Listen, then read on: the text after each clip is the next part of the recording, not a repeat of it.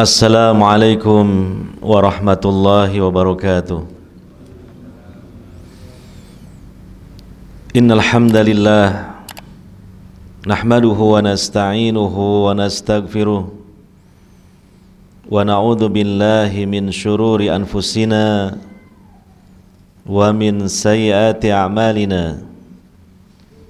Man yahdihillahu fala mudhillalah wa man yudlil fala hadiyalah. Ashhadu an la ilaha illallah wahdahu la syarikalah wa ashhadu anna Muhammadan abduhu wa rasuluh sallallahu alaihi wa ala alihi wa ashabihi ajma'in wa man tabi'ahum bi ihsanin ila yaumiddin. Wa qala ta'ala fi kitabihil karim, ya ayyuhalladzina amanu kutiba alaikumus siyam kama kutiba alal ladzina min qablikum la'allakum tattaqun. Wa qala aidha wasari'u ila maghfiratin min rabbikum wa jannah arduha as-samawati wal ard uiddat lil muttaqin. Al-ayatan, amma ba'd. Hadirin, hadirat enggak ada ya? Enggak ada kan? Nah, hadirin saja berarti. Hadirin rahimani wa rahimakumullah, para bapak dan saudara sekalian yang semoga senantiasa dirahmati dan diberkahi oleh Allah Subhanahu wa taala. Alhamdulillah, pada kesempatan subuh di hari ini kita dihidupkan setelah kita mati. Maksudnya dibangunkan setelah kita mengalami kematian kecil, yaitu tidur. Tidur ini adalah kematian, tapi kematian kecil atau miniatur dari kematian. Maka ketika kita bangun dari tidur, hendaknya kita bersyukur kepada Allah Subhanahu wa taala. Makanya kita mengucapkan doa yang diajarkan oleh Nabi sallallahu alaihi wasallam. Alhamdulillahilladzi ahyana ba'dama amatana wa ilaihin nusyur. Ya. Dan ini hendaknya menjadi salah satu dari renungan kita.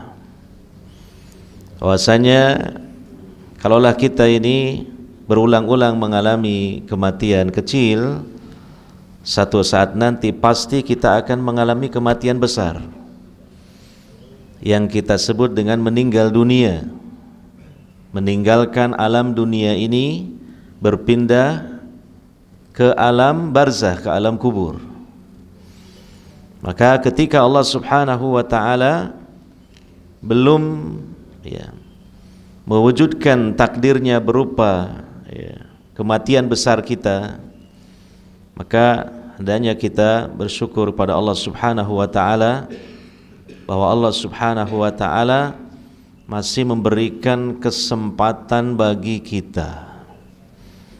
Kesempatan bagi kita sebagai hamba-hamba yang beriman, yaitu kesempatan untuk menambah kebaikan dan kesempatan untuk menambal kekurangan dan juga kesalahan-kesalahan kita. Menambah kebaikan dengan kita melaksanakan ibadah kepada Allah Subhanahu wa taala, menambal kekurangan dan kesalahan kita, yaitu dengan kita bertaubat dan memperbanyak istighfar kepada Allah Subhanahu wa taala. Hadirin yang dimuliakan oleh Allah Subhanahu wa taala, yang kedua, saya mengingatkan kepada diri saya pribadi dan juga hadirin sekalian untuk bersyukur kepada Allah Subhanahu wa taala atas nikmat, di antaranya kita ditakdirkan bertemu dengan Ramadan pada kesempatan tahun ini. Dan mungkin kita sudah melewati separohnya ya dari Ramadan ini ya. Ini hari keberapanya? Nggak ada yang tahu. Masya Allah, saking khusyuknya ya, saking menikmatinya itu ya, perjalanan Ramadan sampai tidak ngitung-ngitung harinya. Ini bagus ini malah. Kata Imam Al-Khattabi, makna ihtisab itu ya tidak menghitung hari-harinya di bulan Ramadan. Ya mudah-mudahan yang seperti ini tafsirnya ya. Dan kata sebagian ulama kita, kalau sudah melewati separuh Ramadan, maka separohnya lagi biasanya terasa cepat itu berjalannya. Jadi diibaratkan perjalanan kita di Ramadan itu seperti grafik, maka kalau sudah separohnya itu ada di puncak-puncaknya. Nah, nanti ya dilanjutkan itu berarti turun meluncur ke bawah cepat sekali. Ya, kalau kita masih diberi kesempatan oleh Allah Subhanahu wa taala, biasanya terasa seperti itu, meluncur cepat-cepat selesainya gitu ya. Nah, ini sebenarnya bukan kita gembira seharusnya ya, tetapi justru kita bersedih. Karena berarti kita akan segera ditinggalkan oleh Ramadan ini. Ya, bulan yang sangat istimewa, bulan yang sebelum kedatangannya kan kita tunggu-tunggu. Tentu ketika akan segera pergi kita merasa bersedih hati. Ya, maka kita bersyukur pada Allah Subhanahu wa taala dipertemukan dengan bulan Ramadan ini peluang, kesempatan emas bagi kita itu tadi untuk menambah kebaikan dan menambal kekurangan kita dalam nilai yang sangat besar sekali. Nah, boleh kita katakan semacam akselerasi di dalam kita mendapatkan kebaikan-kebaikan ya. Kemudian yang kedua, kita bersyukur pada Allah Subhanahu wa taala bahwa pada kesempatan subuh di hari ini kita bisa hadir di masjid ini ya, kita bisa melaksanakan sholat sunnah ya, sholat sunnah qabliyah, sholat subuh ya, yang mana pahalanya itu khairum minad dunya wa ma fiha. Ini luar biasa pahalanya, lebih baik daripada dunia seisinya. Tentu mengalahkan seluruh harta siapapun yang memiliki harta dalam sejarah manusia, karena tidak ada manusia yang memiliki harta sampai sepenuh bumi, itu tidak ada. Apalagi ini khairum minad dunya wa ma fiha, lebih baik daripada dunia seisinya. Dan juga bukan harta, bahkan ini pahala, tentu lebih utama lagi daripada harta. Kemudian yang kedua, kita bisa melaksanakan sholat subuh dengan berjamaah. Dan setelah itu juga kita bersama-sama, walaupun ya kita harus mulai memerangi rasa kantuk ini, hadir di majelis ilmu ya. Ini adalah suatu ibadah yang sangat agung ya. Mari kita niatkan ikhlas karena Allah Subhanahu wa taala, dan juga munculkan roja, harapan kepada Allah Subhanahu wa taala dengan rahmatnya. Semoga Allah Subhanahu wa taala menerima ibadah-ibadah yang barusan kita lakukan dan juga ibadah yang sedang kita lakukan, yaitu thalabul ilmi, di mana ada dua ibadah ya, yang mana pahalanya sangat agung sekali, di mana Allah Subhanahu wa taala menjanjikan surga. Dan dua ibadah itu pada kesempatan kali ini sudah dan sedang kita lakukan, yaitu salat subuh, apalagi di masjid seperti tadi. Yang kedua adalah menuntut ilmu agama. Nabi SAW mengatakan dalam hadis, man shallal bardain dakhalal jannah. Siapa yang salat di dua waktu yang dingin. Dalam hadis yang lain dijelaskan maksudnya salatus subhi wa salatul asr, salat subuh dan salat asar. Siapa yang melakukan salat subuh dan asar ya, ini adalah dua waktu yang dingin, dakhalal jannah, niscaya dia masuk ke dalam surga di akhirat. Dan yang kedua, kita hadir di majelis ilmu ya, sebagaimana yang antum sudah hafal hadisnya kan, man salaka tariqan yaltamisu fihi ilma sahalallahu lahu bihi tariqan ilal jannah. Allah Subhanahu wa taala akan memudahkan perjuangan kita untuk meraih surga dengan sebab kita thalabul ilmi. Hadirin yang dimuliakan oleh Allah Subhanahu wa taala.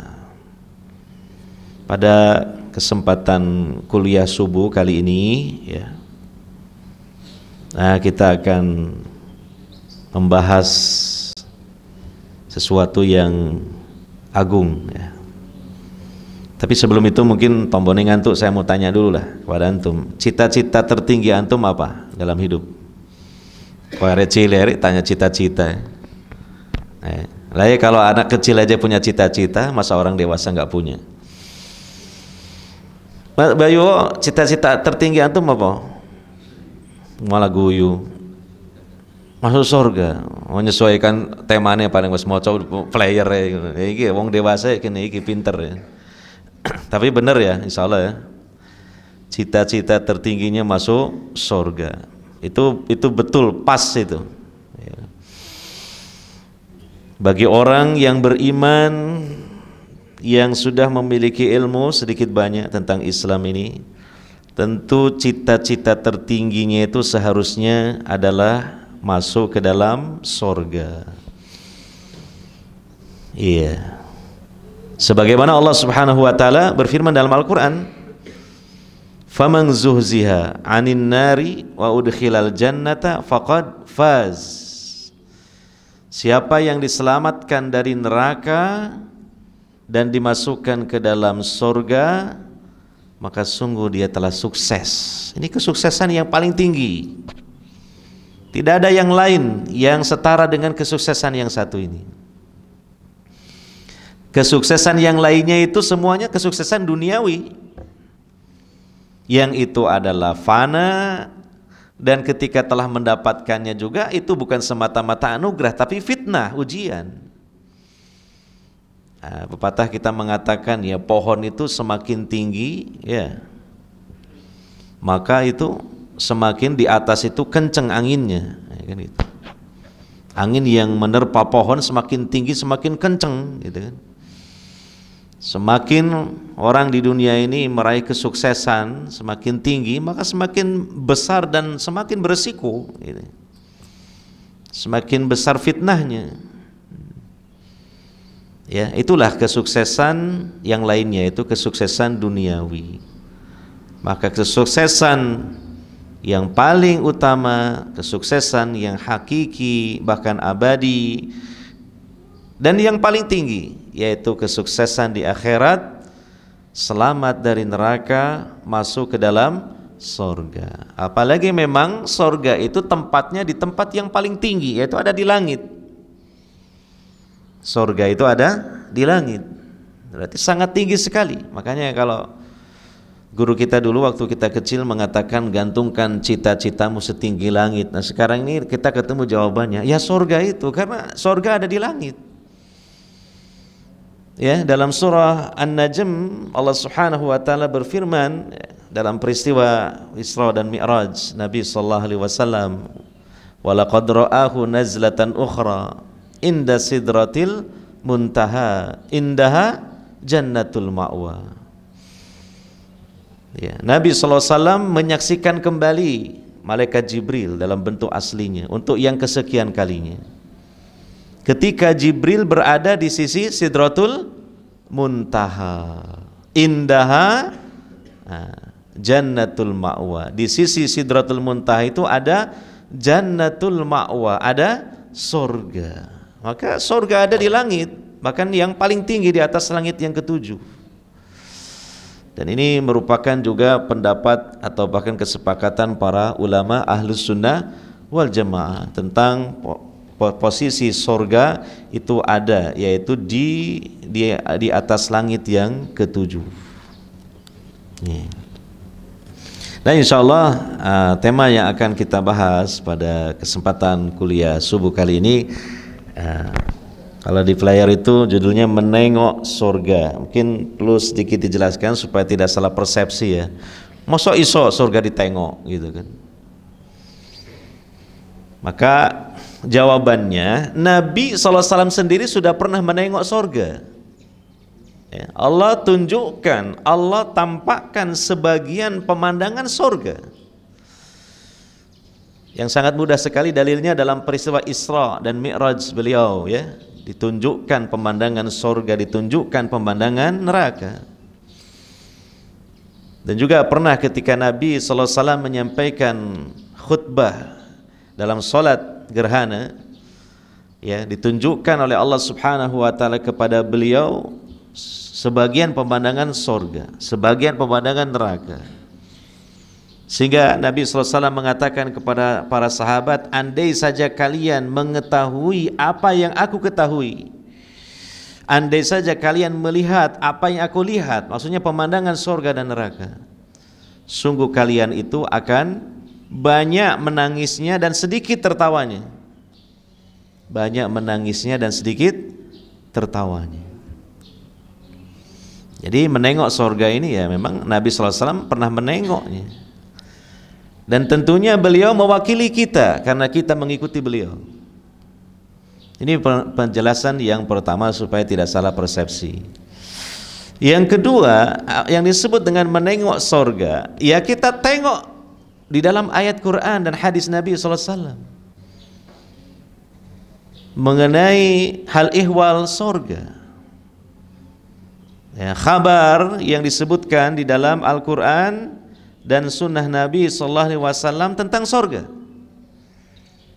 Sekalipun pastinya kabar itu hanya secara global saja. Artinya kabar itu adalah dengan ungkapan, dengan bahasa yang hanya dapat kita tangkap dengan akal kita yang masih sederhana ini, yang masih terbatas ini. Adapun hakikat surga tentu lebih hebat lagi daripada beritanya atau daripada keterangan kabar-kabarnya, pastinya begitu. Ya, tetapi setidaknya itu menjadi dorongan dan motivasi bagi kita untuk bersemangat mengejar atau meraih surganya Allah Subhanahu wa ta'ala. Hakikat surga dalam hadis Bukhari, Nabi SAW menyampaikan hadis qudsi. Allah Subhanahu wa ta'ala berfirman, a'dadtu li'ibadiyas salihin ma la ainun ra'at wala udhunun sami'at wala khatara ala qalbi bashar. Aku, kata Allah, telah persiapkan untuk hamba-hambaku yang soleh, hamba-hambaku yang soleh, yaitu apa? Surga, di mana pesona dan kenikmatannya belum pernah dilihat oleh mata, belum pernah didengar oleh telinga, bahkan tidak terbersit dalam pikiran, dalam benak manusia. Jadi apa yang dikabarkan oleh Allah dalam Al-Quran maupun hadis Nabi SAW itu hanya gambaran yang sederhana saja. Hakikatnya tentu jauh-jauh lebih hebat lagi daripada pengabarannya. Maka cukuplah tadi ya digambarkan penjelasannya dalam hadis qudsi, mata belum pernah melihatnya, keelokan dan keindahannya, telinga bahkan belum pernah mendengarnya, dan bahkan tidak bisa dibayangkan dalam pikiran manusia. Kalau kita misalnya berusaha membayang-bayangkan tentang keindahan sorga, hasilnya pasti sorga tidak seperti itu. Ya, misalnya antum Al-Kamdi membayangkan bagaimana ya cantiknya bidadari, hasilnya itu pasti bukan bidadari sorga. Paling bidadari dunia itu. Bukan seperti itu. Sekalipun kita mungkin sangat pandai sekali dalam berimajinasi, membayang-bayangkan keindahan sorga, hasilnya itu pasti sorga tidak seperti itu. Sorga lebih indah lagi. Hadirin yang dimuliakan oleh Allah Subhanahu wa ta'ala. Ya, sebenarnya pembahasan ini juga sebagai nasihat dan pengingat buat saya juga yang sama-sama mendambakan surga ya. dan juga sama-sama berisiko masuk neraka. Sebab tentu kita banyak lalai dari mengingat sorga. Bahkan kadangkala kita tidak bersungguh-sungguh untuk mau tahu tentang sorga. Ya kan? Hanya global saja, sorga dengan keindahan. Tapi kita masih banyak di antara kita yang tidak tergerak hatinya untuk menelusuri lebih dalam tentang sorga ini. Ini tentu sesuatu yang disayangkan, sesuatu yang ironis. Bagaimana katanya cita-cita tertinggi saya pengen masuk sorga. Iya kan gitu. Harapan saya di dalam melaksanakan ibadah ini adalah juga untuk meraih sorga. Tapi ternyata kita kurang begitu paham tentang sorga. Tapi kita tidak tergerak hati untuk menelusuri ya, melalui dalil-dalil tentang hal ihwal surga. Ini adalah hal yang naif sekali bagi kita sekalian. Padahal apa? Katanya pengen masuk surga, tapi tidak mengenal surganya seperti apa. Iya kan? Kita saja kalau ya dalam urusan kecil, misalnya pengen rekreasi ke tempat wisata mana misalnya, biasanya kita ini dulu, studi dulu, pelajari dulu, lihat di Google, mungkin gitu. Seperti apa ini nanti destinasi ya, objek wisata yang akan saya datangi gitu kan. Bukanya hari apa saja, jam berapa, tiketnya berapa, apa saja yang ada di dalamnya, fasilitasnya apa saja, dipelajari gitu kan. Itu hal yang kecil, itu hal yang remeh. Tapi untuk surga, yang katanya cita-cita tertinggi saya surga, kita kurang banyak paham tentang apa? Surga itu. Ini bagian dari kelalaian kita. Ya. Yang kedua, ya mudah-mudahan walaupun sederhana kita kaji tentang masalah surga ini ya, membuat kita ya menjadi semakin rindu untuk mendapatkan surga. Sehingga dari situlah kemudian mendorong kita pertama untuk kita bisa istiqomah di atas Islam dan iman ini. Karena apa?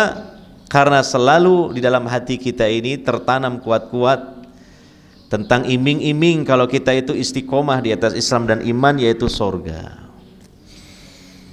Yang kedua tentu kita akan berusaha untuk memaksimalkan waktu yang Allah berikan kepada kita ini. Karena kesempatan kita untuk meraih surga ini begitu sempit. Ya, begitu singkat dan hanya satu kali putaran saja. Kalau kita sudah mati meninggal dunia ini, kita tidak bisa kembali lagi ke dunia ini. Artinya kecepatannya cuma satu kali saja gitu. Makanya di ayatnya tadi yang saya bacakan surah Ali Imran ayat 133, wasari'u ila magfiratim mir rabbikum wa jannah, dan bersegeralah kalian untuk meraih ampunan dari Rabb kalian dan surga. Kenapa bersegera? Karena kita ini berpacu dengan waktu. Waktu kita ini pendek sekali dalam hidup di dunia ini ya. Dan juga kesempatannya hanya satu kali saja. Iya. Dan yang ketiga, manakala kita ini memang beramal karena selalu tertanam dalam hati kita kecintaan dan kerinduan kepada surga, maka kita tentu target dalam beramal ini bagaimana amal ini diterima oleh Allah Subhanahu wa taala. Itulah amal soleh. Amal yang bisa ditukar dengan surga Allah atas rahmat Allah adalah amal yang diterima, yang disebut dengan amal soleh. Kalau tidak soleh tentu tidak diterima, sehingga tidak dapat ditukar dengan surganya Allah Subhanahu wa ta'ala. Dalam bahasa Al-Quran, Allah itu berjualan gitu, berniaga, tijarah, di mana Allah menjual surga, orang-orang mukmin sebagai para pembelinya.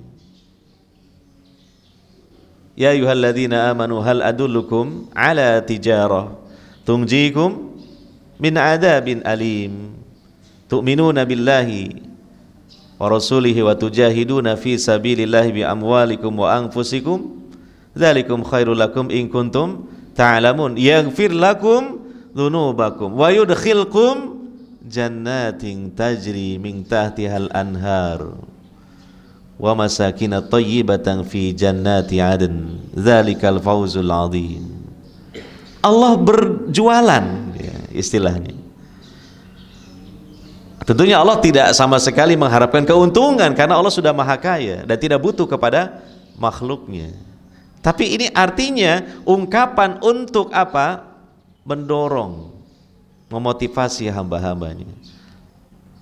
Sehingga Allah menyebut dengan berjualan, menjual sorga ditawarkan kepada hamba-hambanya yang mukmin. Maka hamba-hambanya yang mukmin ini membeli sorga dengan apa? Dengan iman dan amal soleh. Kalau tidak, amal soleh tidak berlaku, tidak bisa ditukar dengan sorga. Yeah. Ini jadi nasihat buat kita lagi. Kita selalu beramal ini kita hubungkan dengan sorga. Kalau amal ini tidak ikhlas, bagaimana saya bisa mendapat sorga? Gitu. Kalau saya dalam beramal soleh ini gara-gara dicela oleh sebagian orang yang suka mencela, kemudian saya surut, maka saya khawatir nggak dapat sorga. Nah, jadi kembalikan ke situ, sehingga itu merupakan suatu dorongan dan motivasi yang luar biasa kuatnya. Ya, nah, coba kalau kita perhatikan dalam sirah, dalam sejarah, katakan para sahabat lah ya, para sahabat lah, betapa indahnya keimanan mereka dan kokohnya keimanan mereka, diantaranya tentang akhirat, terutama surga. Mungkin antum pernah bacakan kisahnya di awal-awal dakwah Nabi SAW. Para sahabat ini betul-betul diuji dengan ujian yang sangat berat. Apalagi yang pertama-tama menyambut dakwah Islam rata-rata dari kalangan du'afa, orang-orang yang lemah. Sebut saja keluarga Yasir. Yasir, dia punya anak namanya Ammar dan istrinya bernama siapa? Sumayyah. Hingga ketahuan keluarga Yasir ini memeluk Islam, kemudian akhirnya apa? Diseret oleh Abu Jahal, pemuka Quraisy. Disiksa, disuruh untuk kembali kepada agama nenek moyangnya. Tapi mereka tetap enggan, tetap mereka di atas agama yang dibawa oleh Nabi SAW. Hanya mereka kemudian digelandang ke padang pasir, ditelanjangi, ya, dijemur di bawah terik matahari yang panas di tengah padang pasir, sambil dipecuti, sambil dicambuki, dipukuli sampai berdarah-darah, hingga sampai kemudian apa? Diancam pembunuhan dengan tombak, dengan pedang. Ya, ketika mereka sedang disiksa itu, lewatlah Nabi SAW dan Nabi merasa kasihan kepada mereka. Lalu Nabi SAW mengabarkan wahyu dari Allah Subhanahu wa Ta'ala khusus untuk keluarga Yasir. Nabi menyampaikan kalimat singkat saja, tapi ini pengaruhnya dahsyat luar biasa. Nabi mengatakan, isbiru ahla Yasir, inna mau'idakumul jannah. Sabarlah wahai keluarga Yasir, sesungguhnya janji Allah untuk kalian adalah sorga. Demi mendengar kalimat ini, Masya Allah, seakan-akan tiba-tiba kulit yang sedang dicambuki ini menjadi tebal sehingga tidak terasa sakit. Luka yang kemudian keluar darah bercucuran pun seakan tidak dihiraukan, karena demi setelah mendapatkan berita gembira melalui lisan Nabi SAW yang terpercaya, sabarlah keluarga Yasir, sesungguhnya janji Allah untuk kalian adalah surga. Hingga akhirnya Yasir dipenggal lehernya, meninggal dunia. Demikian juga Sumayyah istrinya dihunjam dengan tombak oleh Abu Jahal, bahkan mohon maaf sampai ditombak ke kemaluannya sehingga meninggal dunia. Nah, ini pengaruh dari apa? Dorongan untuk mendapatkan surganya Allah Subhanahu wa ta'ala. Demikian lagi dalam jihad peperangan para sahabat. Dalam perang Uhud contohnya ada sahabat Anas bin Nadir. Dia mengatakan kepada sahabat Anas bin Mu'ad, wahai Anas bin Mu'ad, aku mencium aroma surga di balik gunung Uhud ini. Gitu. Ini dijelaskan oleh sebagian ulama, sebagian dari karomah sahabat ini Allah Subhanahu wa ta'ala tampakkan berupa aroma surga. Yang tentu kita tidak paham bagaimana kaifiah aroma surga, tetapi sahabat ini dia dengan yakin, dan ini adalah karomah dari Allah Subhanahu wa ta'ala, dia bisa menghirup aroma wanginya surga yang ada di balik gunung Uhud itu. Akhirnya bergegas, kemudian dia menyerang musuh dengan gagah berani karena dia mengharapkan mati syahid supaya segera bukan cuma mencium aromanya surga, tapi nanti bisa masuk ke dalam surga. Menerobos musuh dengan gagah berani, banyak membabat musuh, dan dia pun banyak luka, akhirnya dia pun mati syahid. Nah, ini mungkin hal yang perlu kita ambil sebagai pelajaran seperti ini. Mengikuti generasi as-salafus saleh, bagaimana kecintaannya kepada akhirat, bagaimana ma'rifat mereka begitu kuat di dalam hatinya tentang surga. Ini kita perlu banyak belajar di sini. Ya. Nah, itu tadi cita-cita tertinggi surga. Yang lain-lainnya apa yang kita dapatkan di dunia ini ya tidak seberapa banyak lah. Kita nggak perlu banyak menuntut dari dunia ini karena dunia seperti ini.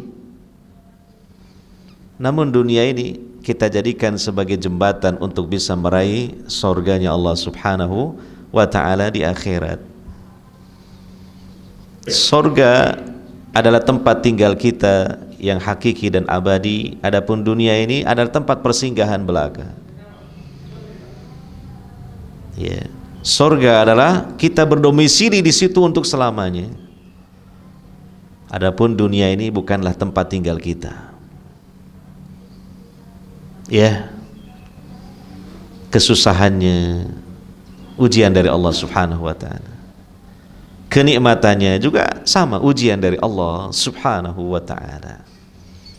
Yang sebenar-benar dan sebesar-besar kenikmatan dari Allah Subhanahu wa ta'ala adalah surga yang ada di akhirat. Dan Ramadan seperti ini kiranya sangat tepat sekali kita merenungi surga. Makanya kita sebut judulnya menengok surga. Kenapa? Bukankah di antara keutamaan Ramadan, kata Nabi sallallahu alaihi wasallam, wa tuftahu fihi abwabul jannah. Di bulan Ramadan itu pintu-pintu surga dibuka. Berarti kan juga kita harus membuka Al-Quran dan Sunnah Nabi membahas tentang surga supaya lebih termotivasi. Kemudian lagi, apa tujuan utama Allah Subhanahu wa ta'ala mewajibkan kita melaksanakan puasa Ramadan?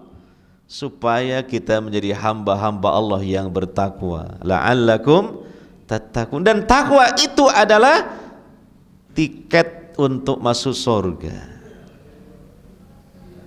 Di ayat yang tadi saya baca, surga itu wa'iddat lil muttaqin, telah disiapkan bagi hamba-hamba yang bertakwa. Jadi sangat tepat sekali di bulan Ramadan. Apalagi ini sudah dapat separuh ya. Ya, separuh perjalanan apa? Ramadan. Mungkin sudah mulai agak-agak lemah semangat, gitu. Nah, gitu.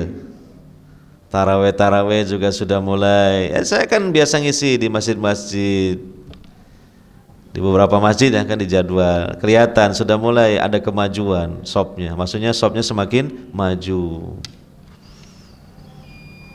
Nah gitu. Padahal justru ini adalah babak penentuan, karena semakin mendekati waktu yang paling istimewa di bulan Ramadan, 10 hari terakhirnya. Jangan sampai kita memasuki babak penentuan malah kita sudah babak belur. Semangat melemah, malas yang dikedepankan, merasa bosan dan jenuh. Nah, sayang sekali. Padahal target kita ini surga. Karena apa? Dengan Ramadan kita beribadah, banyak beribadah, beramal soleh, diri kita supaya menjadi hamba yang bertakwa, supaya pantas masuk surga. Karena surga hanya pantas dimasuki oleh hamba-hambanya yang bertakwa.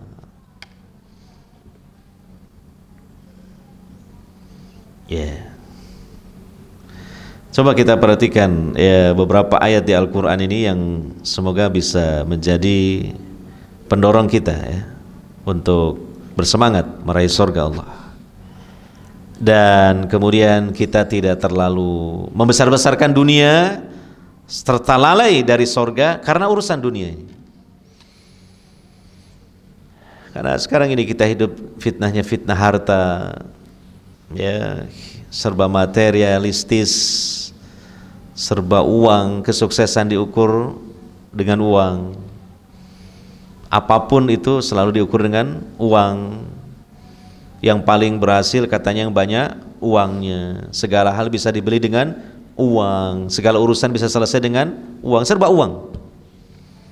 Maka sehingga hal ini membuat pikiran kita juga kadang-kadang terpengaruh dengan hal ini.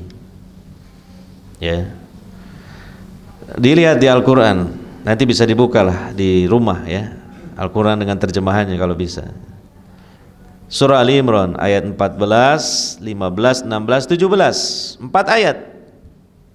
14, 15, 16, 17. Bukan berarti di tepat-tepat ini kan juga Ramadan pertengahannya. Jadi ini juga sama 14, 15, 16, 17. Sekarang ini Ramadan tanggal 15 atau mungkin 16 ya. Nah, ini diingat-ingat 4 ayat dalam surah Ali Imran. Allah Subhanahu wa ta'ala berfirman, saya bacakan terjemahannya saja karena waktu yang mau selesai.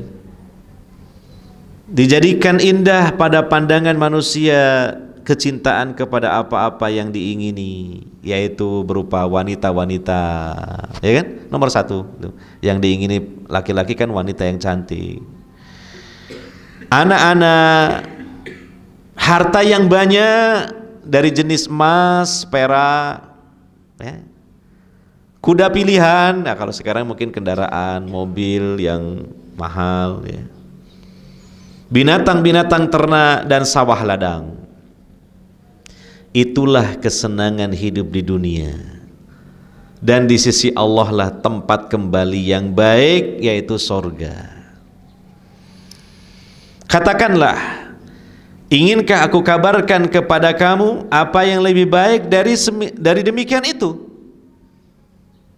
Allah kasih petunjuk yang lebih baik dari itu semua.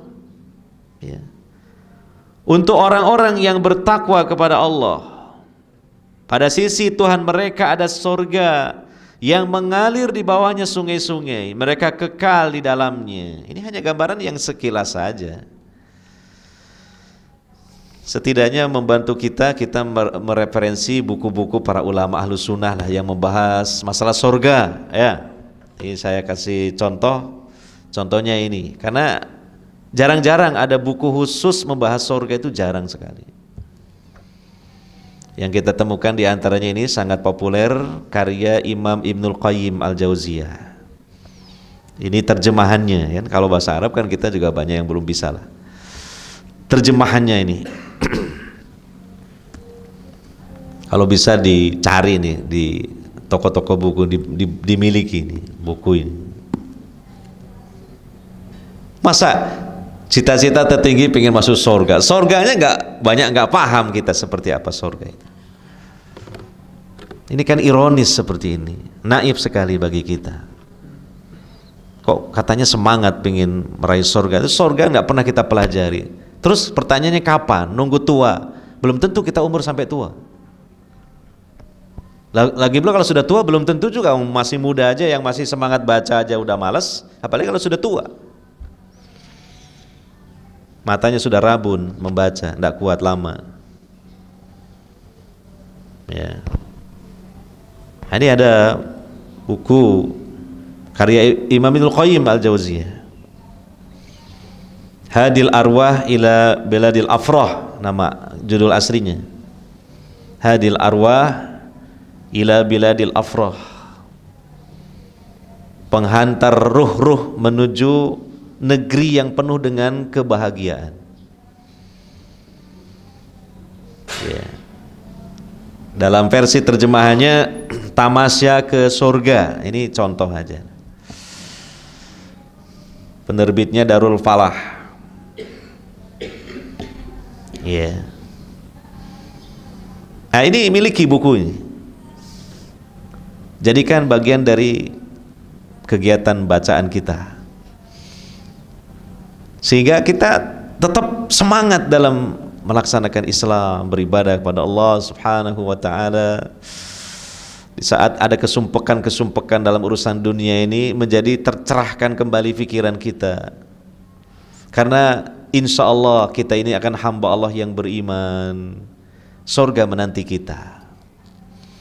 Sehingga dapat ya mengalahkan kesedihan-kesedihan kita, kegundahan-kegundahan kita dalam menghadapi segala kesulitan dalam hidup di dunia ini.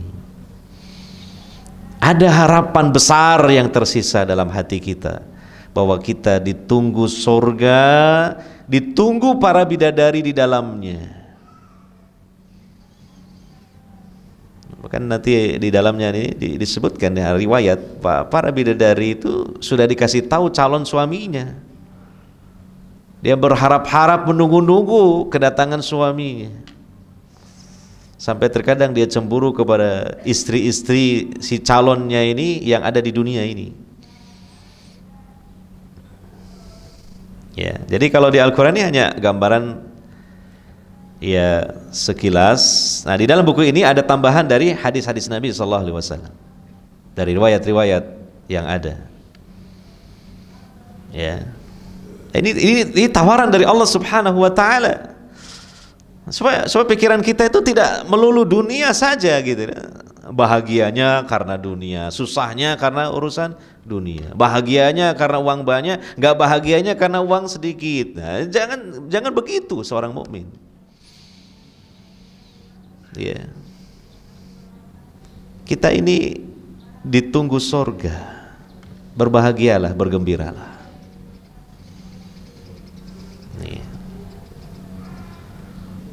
Kemudian apa? Mereka kekal di dalamnya. Coba, ini kenikmatan yang sempurna kan? Ada kalau di dunia ini kita mendapatkan kenikmatan, tapi kan tidak kekal. Bahkan kita dapat apa ya? Harta atau apapun di dunia ini, mesti pikiran kita, takut nanti hilang, takut ini berpisah dari kita. Baru aja kita beli sepeda motor baru, sudah dalam pikiran kita, wah nanti jangan-jangan diincar maling. Misalnya ada seorang perjaka dapat perempuan yang cantik lah gitu, udah mulai pikirannya khawatir dia, jangan-jangan nanti meninggalkan saya, jangan-jangan dia selingkuh. Atau kalaupun juga tidak apa-apa, lama-lama juga akan menua kan, namanya manusia, tidak secantik waktu mudanya. Ini, tidak ada yang kekal di dunia ini, tidak ada yang tetap di dunia ini, selalu berubah. Nah, tapi kekekalan ini akan didapatkan di akhirat, itu di surga. Kekekalan dalam kenikmatan dan kesenangan. Ya. Dan mereka dikaruniai istri-istri yang disucikan. Nah, makanya ini pembahasan cukup panjang, makanya saya isyaratkan di buku ini, silakan dimiliki dan dibaca itu. Istri-istri, dalam hadis di sini dijelaskan minimal penduduk surga itu dapat 2 bidadari minimal. Dapat berapa? 2 bidadari. Dan istri di sorga ini mereka disucikan oleh Allah, disucikan dengan sempurna lahir dan batinnya. Pertama, suci fisiknya, artinya mereka tidak mengalami haid, tidak mengalami nifas, tidak ada zat-zat najis yang keluar dari tubuhnya, bahkan tidak ada zat-zat yang menjijikan ataupun yang kotor yang keluar dari tubuhnya, tidak mengeluarkan ludah, tidak mengeluarkan ingus, matanya tidak keteen. Apa ketek? Bukan belen, kalau belen kan sakit. Ketek, keluar ketek. Itu. Gitu, disucikan. Yang kedua, lisannya disucikan, masya Allah. Tidak pernah dia ngomong yang tidak mengenakan hati suaminya, nggak pernah. Selalu menyejukkan hati, selalu menggembirakan, selalu menggairahkan suaminya. Disucikan lisannya. Ya, ini kan sudah kenikmatan yang luar biasa tuh punya istri. Lisannya ini tidak pernah satu huruf pun keluar dari lisannya ini hal yang membuat kita tidak nyaman, tidak pernah. Yang ketiga, disucikan hatinya. Oh, bayangkan, hatinya disucikan, mulia hatinya. Dan disifati bidadari ini atau istri di surga ini, dia betul-betul besar cintanya kepada suaminya, dan dia tidak ada sedikit pun kecintaan kepada laki-laki lain, sama sekali. Bahkan juga disifati mereka itu qasirati tarf. Qasiratu tarf itu artinya pendek-pendek pandangan mereka, mata mereka pandangannya pendek-pendek. Artinya enggak pernah melirik laki-laki lain, enggak pernah dia melihat laki-laki lain, hanya melihat suaminya saja. Nah, terus bagaimana kalau kita membayangkan sekilas saja hidup bersama istri yang seperti ini? Mohon maaf ya, ini disebutkan di sini detail. Mereka selalu perawan. Dan disebutkan dalam hadis bahwa para penghuni sorga itu secara bentuk fisiknya, mereka fisiknya tinggi besar seperti Adam, yaitu 60 hasta. Satu hasta itu 1/3 meter. Berarti kalau 60 hasta sama dengan 20 meter. Kemudian wajah mereka setampan Nabi Yusuf alaihissalatu wassalam. Usia mereka sama dengan usia Nabi Isa ketika diangkat ke langit, yaitu 33 tahun. Ya, itu sifatnya dari ahli surga. Demikian juga istrinya seperti itu. Jadi di sini dilihat di bukunya ini, karena pembahasan ini cukup panjang. Kalau kita lihat di daftar isinya ini, diantaranya ya dibahas sorga itu ada di mana, tingkatan-tingkatan sorga, tingkatan yang paling tinggi di sorga.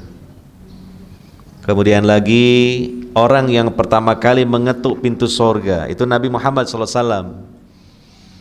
Kemudian berikutnya adalah umat beliau. Jadi umat Nabi SAW itu umat terakhir di dunia, tapi yang pertama masuk ke surga dari umat Nabi SAW didahulukan. Kemudian dari umat Nabi SAW yang masuk surga itu yang paling duluan orang-orang fakir miskin masuk duluan ke surga daripada yang kaya-kaya, karena mereka ringan hisab hartanya. Ringan hisab hartanya. Di sini ada penjelasan kaum wanita penghuni terbanyak di surga dan neraka. Jadi di surga itu populasinya, penduduknya itu lebih banyak perempuannya daripada laki-lakinya. Karena minimal satu orang laki-laki didampingi 2 bidadari. Itu sudah 2 kali lipatnya kan. Ditambah lagi nanti ada tambahan yang lain, ditambah lagi wanita yang menjadi istrinya di dunia yang sama-sama masuk surga. Ya, kemudian di sini disebutkan tentang tanah dan lumpur sorga, bukan seperti lumpur di dunia ini. Ya, dari logam-logam mulia, dari intan permata berlian yang indah.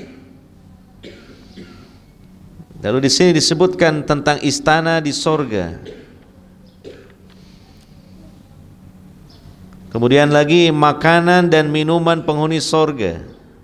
Ini sebagian saja saya bacakan. Kemudian istri-istri penghuni sorga, jenisnya, pesonanya, dan kecantikannya. Iya. Di sini ada penjelasannya, tidak saya bacakan, antum baca sendiri aja. Nanti kalau saya bacakan, apalagi masuk kamera, nanti para ummahat cemburu. Ya, cemburu. Tapi nggak apa-apa cemburu kepada bidadari. Karena di sini ada penjelasan cukup detail tentang fisik bidadari. Nah, kalau saya bacakan, nanti cemburu. Gitu. Dibaca sendiri. Oh, nggak ada bukunya Pak, kata gitu kan. Nah, makanya beli gitu. Cari. Nah, gitu. Kalau nggak ada buku saya ini bisa dipinjem. Tapi syaratnya cuma seminggu dikembalikan.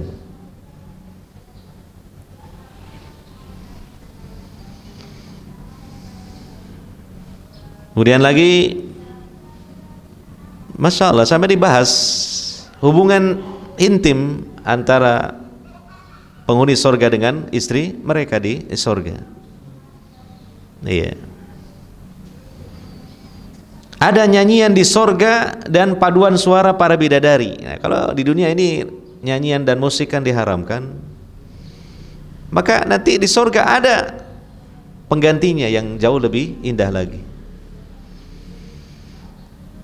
Kemudian dibahas kendaraan penghuni sorga. Kendaraan disebutkan dalam riwayat di sini, kendaraannya berupa kuda yang memiliki sayap, yang terbuat dari berlian, dan akan dinaiki oleh penghuni sorga, akan terbang ke mana saja, diantar kemana-mana tanpa ada kelelahan, tanpa perlu memikirkan bahan bakarnya, tidak perlu. Kalau mobil di dunia ini kan ya macam-macam resikonya ya, harus ngurus suratnya, harus servis rutin, kena pajak setahun sekali, macam-macam ya Mas Aldi ya. Nah, iyalah, nah gitu. Nah, tapi kalau kendaraan ini yang di sorga, nah sudah tinggal dinaiki saja, lalu diminta kemana saja pergi terbang, dia akan menuruti pemiliknya.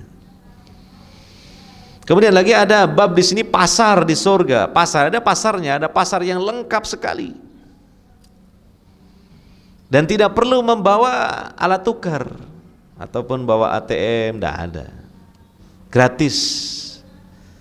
Dan anehnya ketika penduduk sorga mereka berpamitan kepada istrinya untuk pergi ke pasar, lalu nanti kembali ya dari pasar menemui istrinya lagi, wajah mereka semakin tampan, semakin cerah. Bandingkan kalau di dunia ini kita pergi ke pasar, ya, nah, beli ikan laut gitu ya, beli daging ayam, ya, nah. Nanti balik ke rumah, kira-kira gimana penampilan kita habis dari pasar? Tambah kumus-kumus, gitu. Kemudian lagi ada satu bab, seluruh penghuni sorga itu adalah menjadi raja di sorga, jadi raja. Ya, karena memiliki istana, pelayan, permaisuri, bidadari dan sebagainya. Jadi sama dengan raja semuanya, gitu loh. Iya. Kemudian lagi nikmat yang paling besar ada melihat langsung Allah subhanahu wa ta'ala, melihat wajah Allah subhanahu wa ta'ala. Banyaklah di sini penjelasan detail-detail dari riwayat-riwayat yang dikumpulkan oleh Imam Ibnul Qayyim Al-Jauziyah. Tentunya ya, pengetahuan kita tentang surga antara yang global dengan yang detail pasti kan lebih apa? terdorong kuat kita untuk merindukan surga dengan yang lebih detail pembahasannya. Itu. Kayak antum misalnya, di surga ada bidadari gitu aja. Itu belum begitu kuat dorongannya dibandingkan kalau antum baca di sini detailnya bidadari itu. Gitu. Dan itu akan terus terngiang-ngiang terus, terbayang-bayang terus dan menjadi motivasi dalam kita beribadah kepada Allah Subhanahu wa ta'ala. Dan ya mungkin kita akan bersabar menghadapi bidadari kita di dunia ini. Akan bersabar karena kita ditunggu bidadari yang ada di surga insyaallah gitu. Iya.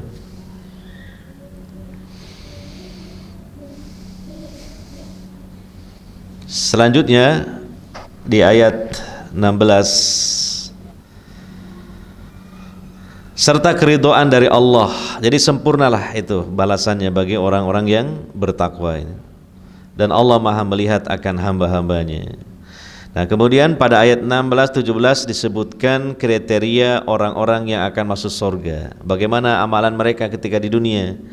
Yaitu orang-orang yang berdoa, ya Tuhan kami, sesungguhnya kami telah beriman, maka ampunilah segala dosa kami dan peliharalah kami dari siksa neraka. Banyak berdoa pada Allah Subhanahu wa ta'ala. Ini di bulan Ramadan ini momen yang sangat tepat sekali untuk kita memperbanyak doa, apalagi kita sedang puasa di siang hari, itu doanya dikabulkan oleh Allah Subhanahu wa ta'ala. Jangan tanggung-tanggung minta surga. Jangan tanggung-tanggung minta selamat dari neraka, masuk ke dalam surga. Perbanyak doa itu. Ya. Kemudian yaitu orang-orang yang sabar. Jadi ya kita puasa ini kan memang harus sabar, banyak kesabaran. Yang benar, yang taat, yang menafkahkan hartanya di jalan Allah, dan yang banyak memohon ampun di waktu sahur. Nah ini pastinya kan kita di bulan Ramadan ini kan sering mendapati waktu sahur tuh, karena iya kita disunnahkan untuk sahur. Perbanyak istighfar pada Allah Subhanahu wa ta'ala. Nah, inilah mungkin yang dapat kita sampaikan, waktunya sudah habis, terbatas. Lebih lanjutnya ya inspirasi aja lah, inspirasi baca buku-buku tentang surga yang lebih detail. Nah, diantaranya adalah karya Imam Ibnul Qayyim Al-Jauziyah. Bahkan buku ini bisa menjadi pegangan kita di saat sumpek, di saat ya mungkin iman kita sedang turun, ya malas beribadah, ya, atau mungkin kita tentu dirundung banyak masalah, problem dan sebagainya dari hal ihwal dunia ini, maka hiburlah diri kita dengan berita-berita akhirat, terutama surga. Dan insya Allah kunci surga sudah ada di tangan kita. Jangan sampai lepas. Apa itu? Islam dan iman kita ini. Nah, di buku ini juga dijelaskan tentang kunci surga, yaitu kalimat tauhid la ilaha illallah. Kita ini kan ahli tauhid dan masih terus belajar tauhid. Tentu di tangan kita sudah ada kunci surga. Maka janganlah sampai lepas sebelum nyawa kita lepas. Dan banyak-banyak berdoa kepada Allah Subhanahu wa ta'ala, itu sangat penting sekali. Karena kita ini terus terang sajalah iman ini naik turun ya. Banyak pengaruh-pengaruh, bahkan dari diri kita sendiri juga sudah begitu. Ya, mohon banyak berdoa kepada Allah Subhanahu wa ta'ala, terutama di bulan Ramadan ini sangat ditekankan untuk banyak-banyak berdoa kepada Allah Subhanahu wa ta'ala. Ya. Terakhir ya kita mohon kepada Allah Subhanahu wa ta'ala, semoga Allah Subhanahu wa ta'ala menganugerahkan kepada kita sebab-sebab untuk bisa masuk surga, dan tentunya nanti di akhirat juga Allah anugerahkan kepada kita surga. Amin ya rabbal alamin. Demikian, subhanakallahumma bihamdika asyhadu an la ilaha illa anta astaghfiruka wa atubu ilaik. Sallallahu ala nabiyyina Muhammadin wa ala alihi wa sahbihi ajmain. Alhamdulillahirabbil alamin. Wassalamualaikum warahmatullahi wabarakatuh.